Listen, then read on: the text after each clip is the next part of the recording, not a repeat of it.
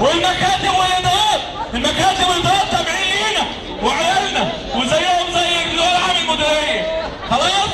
اللي هياخد المكتب هو اللي هياخد الوزاره، الجنيه اللي هيخش المديريه هو الجنيه اللي هيخش يفتش الوزاره، هو الجنيه اللي يخش يفتش المكتب. كلنا بنشتغل، اللي في المكتب بيشتغل اكتر من اللي في الاداره، واللي في الاداره بيشتغل اكتر من المديريه، والمديريه بتشتغل احسن من الوزاره. والعام مقلوب. تجمع يوميا، ادارات التموينيه مغلقه، المكاتب مغلقه، الديوان عام المديريه مغلق، التجمع في نفس المكان يوميا احنا هنا. اللي عايز يفصلنا لو يعرف يورينا نفسه. مع عدم التوقيع، ومفيش تفاتر، ومفيش حكومه، ومفيش بلد، خلاص. مفيش حاجه، كل الناس هتيجي هنا يوميا.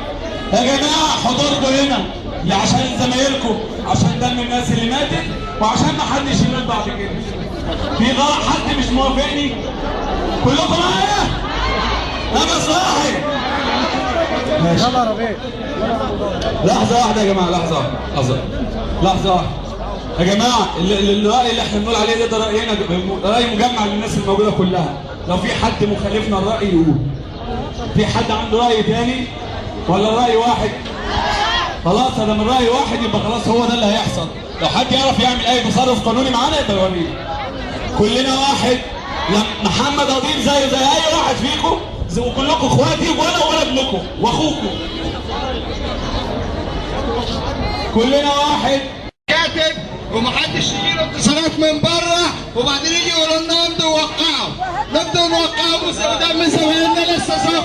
لا ما يحصلش ابدا. الجمهور كله،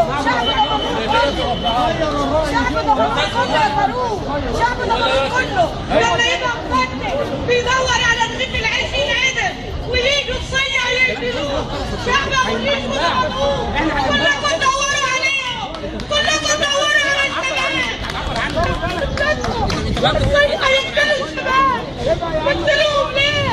شعب دمنهور كله، دمنهور رجاله، ولابد يطلعوا يجيبوا حق الشهداء، يطلعوا يجيبوا للعيال اللي ماتوا.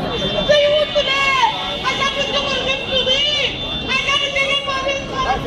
الله يخرب بيتهم، الله يخرب بيتهم.